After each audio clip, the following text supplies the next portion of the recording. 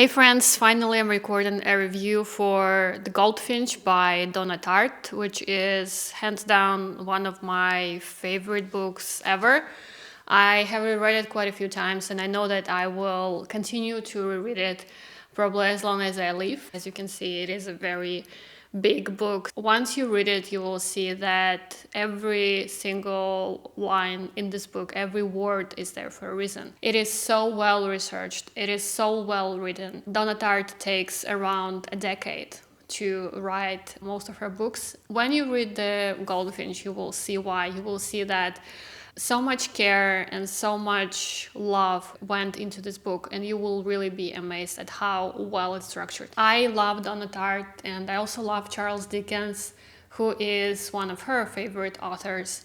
They're both geniuses, and while Charles Dickens is a great author and definitely worth your time, he is also a very complicated author to read for a lot of people, even for native English speakers. It is a complicated author to go through for people who are not native English speakers like me. It is not an easy thing to read long Charles Dickens books and complicated books like Our Mutual Friend, which I really loved, but it was a hard book to go through. With Donna Tartt, we're so lucky that she's our contemporary, so the books that she writes are also complex and brilliant. However, still, since they're written in a language that we find easier to process, but also her books are set in contemporary settings, so for us they're easier to process. The downside is that she's not writing books as quickly as Dickens did, and who knows how many more books of her we'll get to enjoy. But if you are new to Donna Tartt, I would definitely recommend that you start with Goldfinch. I think it will set a very high bar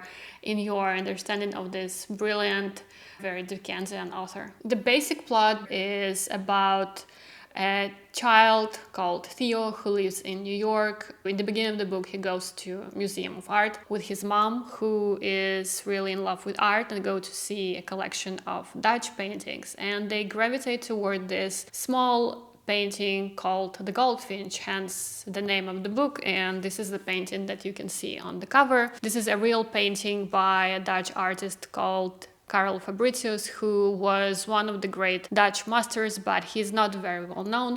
His life is tragic, and you will see parallels between his life and the plot of the book. He was a victim of an explosion at a gunpowder magazine in Delft, where he lives, so most of his works got destroyed in that explosion. Some of them survive, and The Goldfinch is one of those works that survive. You can view this painting in The Hague.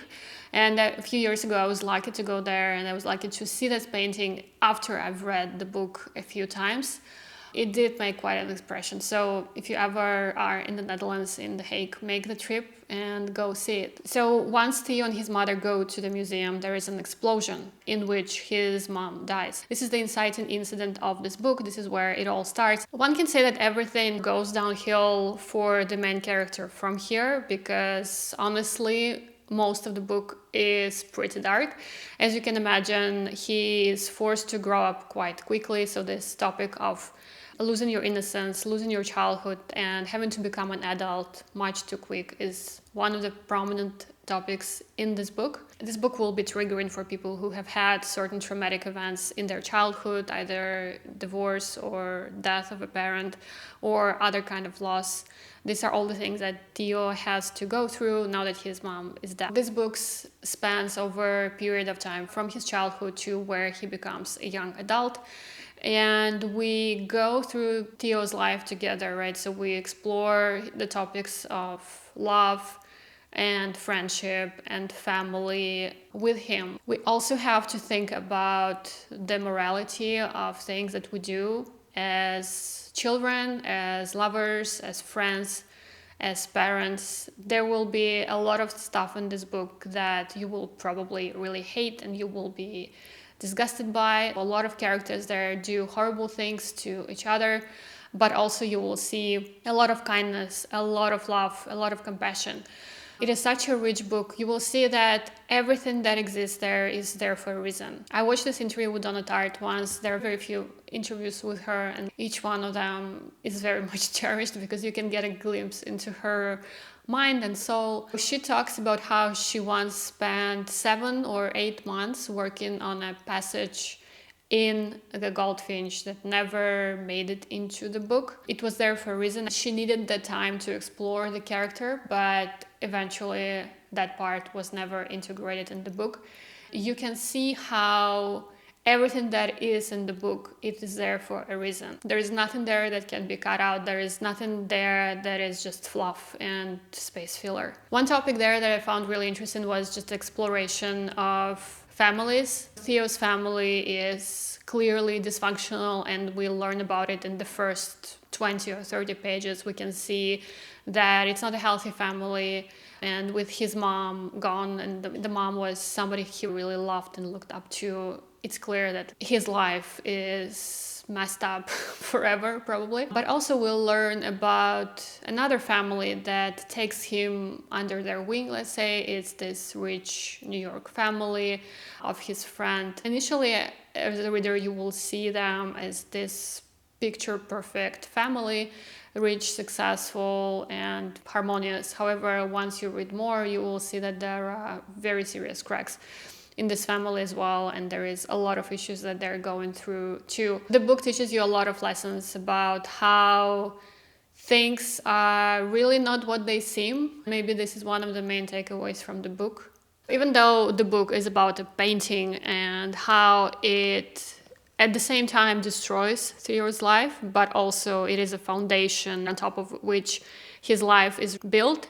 This is not a pretentious art book. You will learn a lot more about art, specifically Dutch art, when you read it, but I wouldn't say that it's boring or stuffy. There are many other topics there that are explored with a lot of depth as well. I don't know what else to say about this book. Honestly, it has struck such a deep chord inside me. It has changed me forever.